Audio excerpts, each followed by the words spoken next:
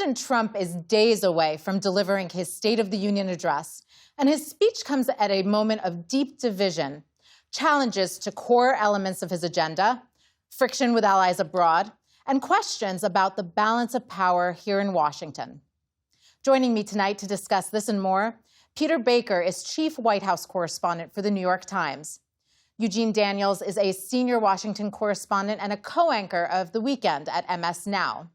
Lisa Desjardins is the congressional correspondent for PBS NewsHour, and Susan Glasser is staff writer at The New Yorker. Thank you all so much for joining me. So the Supreme Court dealt a major blow to President Trump's economic agenda today, striking down the broad global tariffs that he imposed through this authority that's known as the International Emergency Economic Powers Act. The Supreme Court held that the president lacked authority to levy sweeping tariffs without explicit congressional approval. Peter, the president came out to the podium today and tried to respond to the Supreme Court's decision. How did that play out? Yeah, he took it graciously, of course. Yeah, he attacked the Supreme Court justices and said that they were unpatriotic, that they should be ashamed of themselves, their parents should be ashamed, their families should be ashamed of them, that they had been influenced by foreign interests.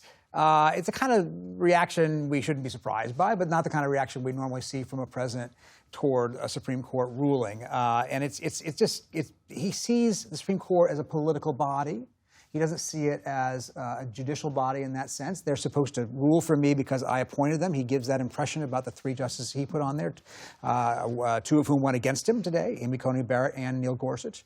And he's then, made clear he wasn't going to basically bow down just because they have made this ruling. By the end of the day, he'd already put out a new order trying to reimpose tariffs under a different legal authority.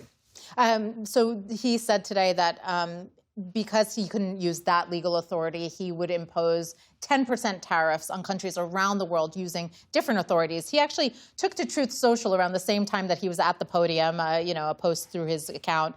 And he said, "This was an important case to me, more as a symbol of economic and national security than anything else. The good news is that there are methods, practices, statutes, and other authorities as recognized by the entire court and Congress, and are even stronger than the IEEPA tariffs available to me as President of the United States."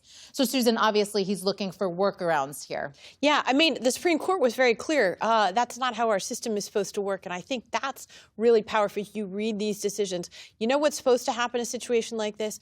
The Supreme Court told the President of the United States very clearly, if you want these tariffs, get Congress to pass a law to issue these tariffs. Donald Trump has ruled out doing that. And of course, he doesn't actually have the votes, even though it's a Republican-controlled House and a Republican-controlled Senate. He's trying to bypass the way our system is supposed to work. And I think it's really notable here that one of the justices who concurred in the majority opinion, Justice Gorsuch, as you mentioned, he's a Trump appointee. He's a real conservative. He's ruled against, many beloved issues of liberals. And yet what he wrote in his concurrence is something that you're seeing passed around Washington today a lot. He said, essentially, if you bypass Congress, and the system is not supposed to work so that one man has this much power.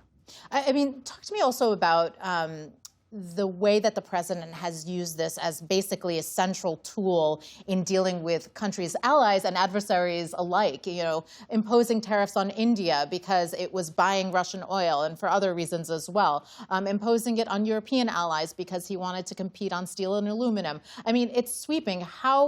What are you hearing from sources abroad about how, the Supreme Court ruling has been received, but also how President Trump has conducted himself through his economic agenda? That's exactly right. This is a pillar of how he was using his aggrandizement and his aggressive view of the powers, the sweeping powers of the American presidency to rewrite international diplomacy, which for Donald Trump is very much about economics anyways.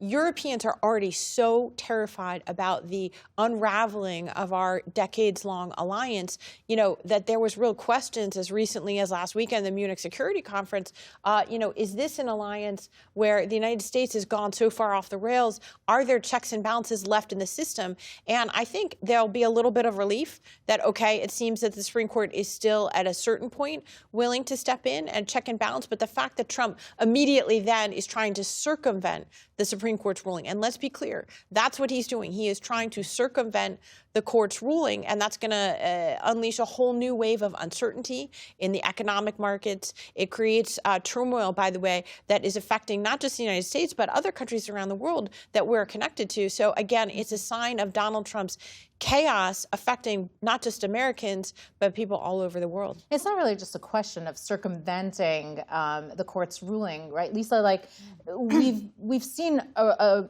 significant reasons to be concerned about the erosion of the independence of the judiciary. I mean, just this week, we saw a huge banner with President Trump's picture on it go up outside the Department of Justice, which is pretty astonishing. So today, you know, we were just saying that President Trump called Justices Neil Gorsuch and Amy Coney Barrett, two of the justices he nominated in his first term, an embarrassment to their families. He said they were making a big mistake.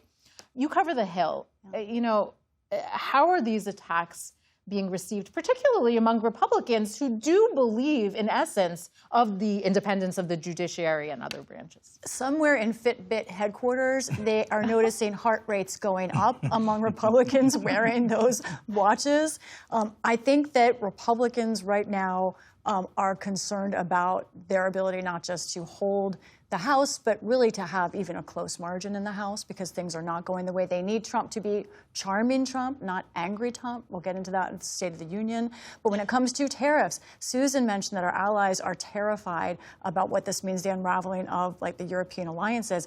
I think a lot of Republicans on the Hill are terrified of a potential tariff vote if the president decides he does want to go to the Hill with this, and what that would mean for the unraveling of the very tricky MAGA moderate alliance of voters that they all need. And they don't want to take those tariff votes. The House and Senate have both passed bills opposing tariffs in the past, but it hasn't led to serious consequences. But are they ready for that kind of a fight with Trump, especially for an issue that's so near and dear to his heart? No, it would be a very difficult vote for most Republicans, but I'll tell you who would love it, Democrats. They are ready for this. Let's talk about tariffs as much as we want to talk about how they say he's failing on inflation and failing on prices.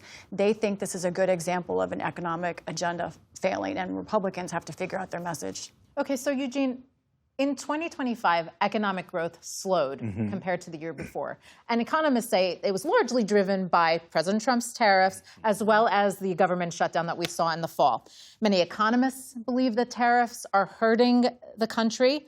Many people in states that backed Trump overwhelmingly are feeling the pain of these tariffs. So why is President Trump so dedicated to still, or why is he so committed to this policy? He has been obsessed with the idea of tariffs forever, right? When he was a businessman in New York City, that was something he talked about a lot, interestingly enough. It is why he believes, like, Japan is such a powerhouse because of tariffs. He sees it as this kind of ability and tool, and he's used it, as Susan was talking about, as a cudgel against both your enemies and your allies.